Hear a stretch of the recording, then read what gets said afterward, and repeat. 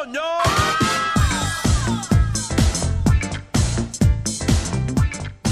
Hey everybody, it's Andy Kushner, host of the Wedding Biz, and this is another episode of The Next Level, where together my guest co-host and I discuss the most recent interview of the week and bring out some of the highlights, key topics, and helps deliver specific tactical strategies for you to use to bring your own business to the next level.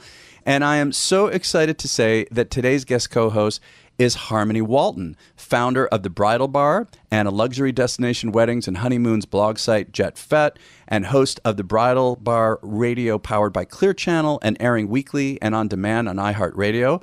Harmony also has over a decade in marketing, consulting, and brand representation experience in the luxury wedding industry.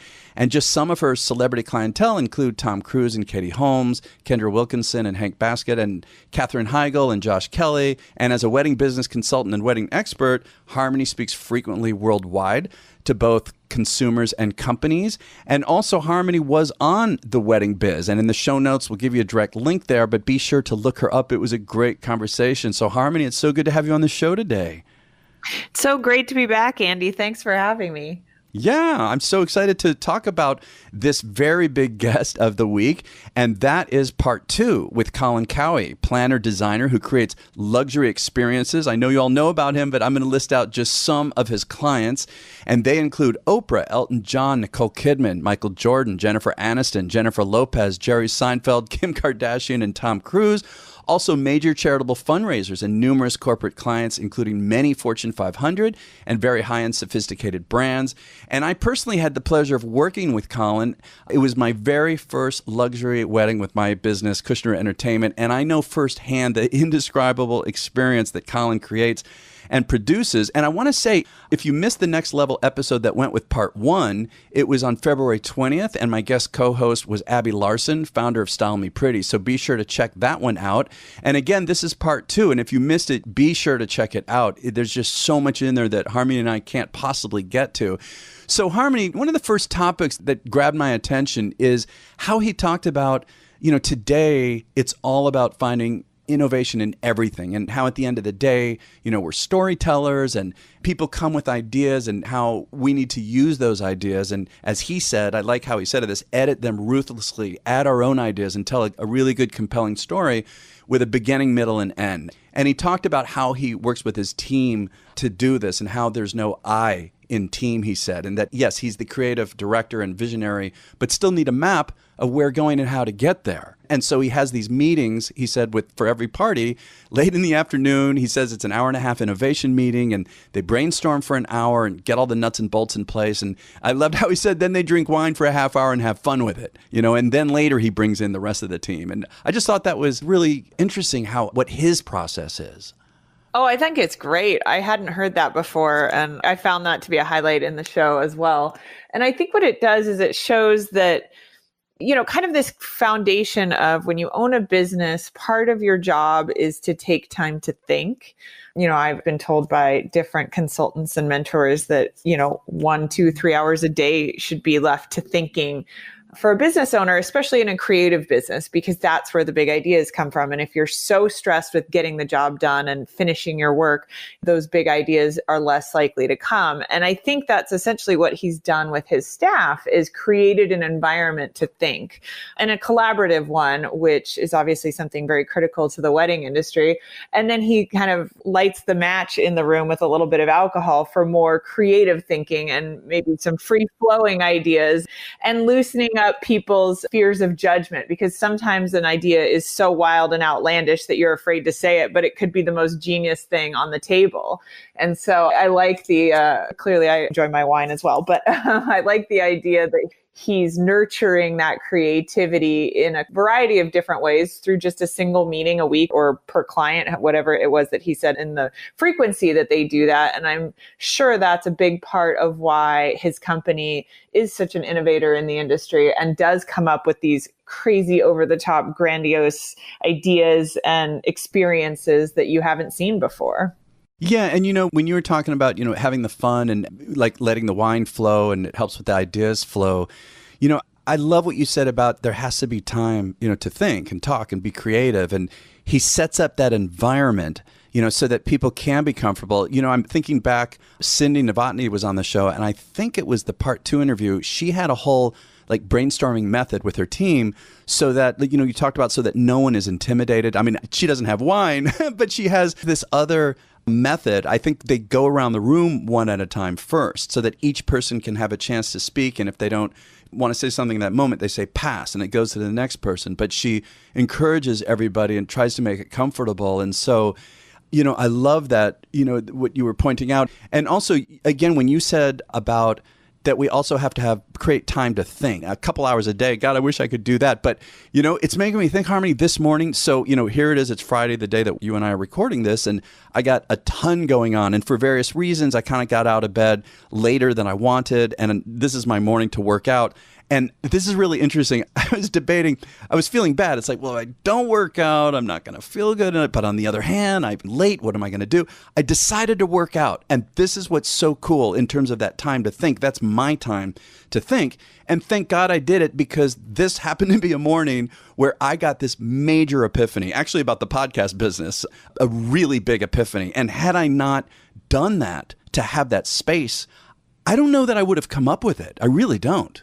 That's awesome. And that's what it comes down to is, I think it sounds like Colin breeds this environment, this safe environment. And like Cindy, a place where it's okay to take time to process and to conceptualize for yourself, because that's for the good of the company. And then creating that safe environment to share those ideas. Because if an employee is overworked, overstressed, missing deadlines just because of the management or the workload or the client situation, whatever it may be, those ideas aren't going to come. And so whether you get it on the treadmill or in the shower or in your roundtable discussion, to create space for those things is going to help the bottom line of the company no matter what. And it's going to help employee retention, because they're going to be happier and feel safe and comfortable in that space. And they're going to feel like they're contributing more because their ideas will be heard. Yeah, I totally agree. That is so critical that they feel a part of it and can use their own creativity. And Colin says that, he needs to hear from everyone and get more input. There was another topic too. He talked about, there's a lot of different angles to this, but he talked about the constant need to reinvent himself and also to stay relevant. And, I remember in part 1, he talked about it in terms of, I loved his phrase, it's like seducing his prospective clients. And if you all go back and listen to part 1, there's a wonderful story about how he does it. But in this interview, part 2, he was focusing particularly with the closing process. And he was saying how today, we're living in a buyer's world. And he was saying that there's a surplus of product, like everywhere you look, in any category you look, we're all overserved. And so he was speaking about how that has affected also his close rate. Some people we might think, geez, Colin Cowie, but yeah, his close rate has gotten smaller because, as he says, everyone is on a race to the bottom. And he started to tie it into pricing and how he feels that a lot of people are giving away their profit. They're cost cutting and they're price slashing, and clients are more informed, they're smarter, and it can get like a feeding frenzy. And so, he was urging that, we all hold on to our profit, and otherwise it doesn't allow an industry to grow. So there's these two parts to it. There's, again, figuring out how is he going to close in a different world that it is today, as well as retaining his profit margin. Well, I think that you mentioned kind of a lot of different thoughts and points in that. But the first one is that how do you close on a high note? And how do you innovate and stand out and change? And I think one thing that he did mention that's great is that he is always changing and evolving, because our market is rapidly changing. And with the world of social media, it's you sit still and you die. And so he's been in this business a long time. He's seen several different transformations of the United States, let alone the wedding business. And he's evolved and adapted to meet the needs of the current client. And I think that's the first point, is key to longevity and success in the wedding industry.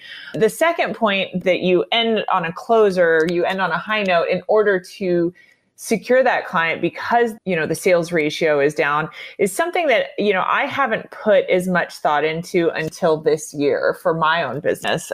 I was recently in Costa Rica and I was staying at this villa called Villa Monzu, and it's just, Beyonce stayed there, Kim Kardashian stayed there, Kelly Rowland's got married there. It's just this incredible property. But I hate to say it, I travel a lot for work, and I go to a lot of really wonderful, beautiful villas that celebrities get married and stay in, and not a bad thing, not a bad part of my job at all. But at the end of the day, when you come home and as a writer and I start to write about these properties, they can sometimes run together or they have a lot of the same values. So you're looking at a property that's for the top 1%. And whether it's in Costa Rica, Hawaii, or Mexico, they have a lot of the same values. They have butlers, they have chefs, they have beautiful infinity pools, they have all of these amazing things. But what makes one more amazing than the other when someone's going to book that for their wedding or for their family vacation? And this is the first time I've experienced that, what Colin kind of talked about as like the end point in the sales process, where you end almost with your highest note. And so I was on my way home from this villa and we just had the most incredible experience there. Everything was 100% on point. And I would have come home in 6 months from now gone, gosh, that was a great property. It kind of reminded me of XYZ property because they start to run together. Well, instead, on our last morning, they picked us up in a helicopter, took us on a coastal tour of the Peninsula Papagayo, where they're located, did a few donuts around the actual estate from the air, and then took us to the airport for our, coach flight on Alaskan Airlines that we'd booked, and landed us on the tarmac right next to the plane, and so that we could get into the plane. And it was the highlight of my week. It was a highlight in my travel life that I will always remember. And we got on that, typical Alaskan Airlines flight on such a high and with such a memorable, magical departure that it kind of made, you have this great travel experience you don't want to leave, but it made us want to leave, and it was okay to leave because we just left at this note that was bigger and better than anything we'd even already experienced, which was amazing. And that showed me that now I will never forget that property because of that. They will always stand apart. And it was the last note they played in the experience. And that's what Colin was talking about. And I think finding a way, whatever it is and what type of business you have, to end with your fireworks. Now they're going to go and evaluate 3 different bids from 3 different similar companies. That's going to stick out to them the most. And I think that will improve closing ratios for sure. That is such an interesting point, because I think that it's more natural for people to want to start, with something big. And I mean, certainly, yeah, we want to, get out of the gate in a really big way. But I love what you're saying, that strategically save it, have something at the end. Because you're right. It's like, that's what's going to stay with them. And I would say, and maybe you mean this too, something that's really emotionally engaging for them too, that really moves them and grabs them. Absolutely. It's like save the best for last. That's the theory behind it. And you're right. It doesn't mean, start slow. Had they picked us up in a helicopter, it would have been just as impressive, but it probably wouldn't have left the lasting impression, because we then went on a boat and we did all these other fun things. And so by the time we go home, that's almost a distant memory. Wow, I love that. And your story, that was a great one. I want to mention that obviously we all want to get as much publicity as we can for our businesses in the wedding and events industry. Well, would you like help in doing so? OFD Consulting is an award-winning publicity agency specializing in the wedding and events industry. They have placed clients in a ton of popular online and print publications, including many of the most well-known brands. OFD Consulting also has a service dedicated entirely to B2B press. And that's if you want to elevate your brand reputation among peers through online mentions, guest articles, podcasts, and speaking engagements. And if you're a small business who just wants to get a sense of what's possible, check out the OFD Collective. It is a 3-tier membership with strong educational and coaching opportunities, along with ongoing press leads. Learn more by going to ofdconsulting.com. That's ofdconsulting.com.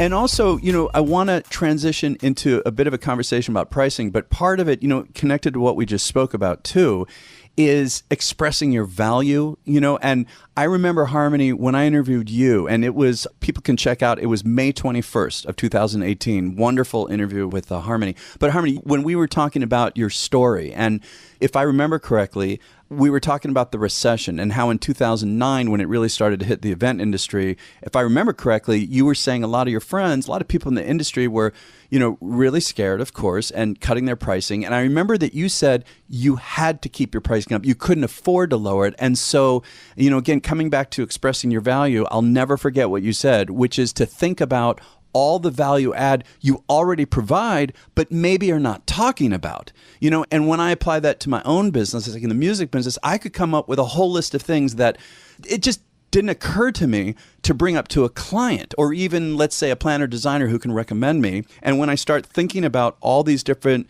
value adds that I already include, to actually verbalize it makes a difference too. I thought that was wonderful. Well, absolutely. And that is true to my business today. But also, I think it really applies to service businesses like wedding planners, what Colin does, because there's so much behind the scenes going on that brides and grooms don't even realize or scratch the surface on. And it's not to bog them down with nitpicking, here's every little line item of every minute of every day that I'm going to be thinking about you, but it's really expressing to them why they need you, because there's a part of this that, and maybe less at Colin's level, but you have to sell the category and the service in addition to yourself. If they don't feel like, for example, I'm getting married right now. Congratulations. Thank you. And we are not on a Colin Cowie budget. And so it's like, we're looking at how much we have to spend, what we want, and what can we live without. And if someone's done their job properly, we can't live without them, whatever that is. And so as we start to pare down our giant, grandiose ideas and visions and dreams to be more in line with our budget, it's what can we live without? And the answer better not be you, or you're not getting the job, no matter if you are the best in your category or not. Yeah, that's a really great point. And I want to take just a few minutes, cover pricing, and we're talking about budget and pricing, and it's such a sensitive topic in the industry. And, Colin was talking about how he now has 3 different divisions. It's not just this super, super, super luxe that he was able to do, a while ago before the recession. The recession really changed everything in these different ways. And I would encourage people to listen to the interview because he talked extensively about his pricing philosophy and was actually very specific in terms of some percentages and amounts of money. But I'm wondering with you, Harmony, consulting you do and the speaking and, when I'm going around doing these things too, that is such a hot topic is pricing. And again, Colin's concern about people giving away too much these days. And what are you seeing and what do you feel overall about how we in the event industry should view how we price?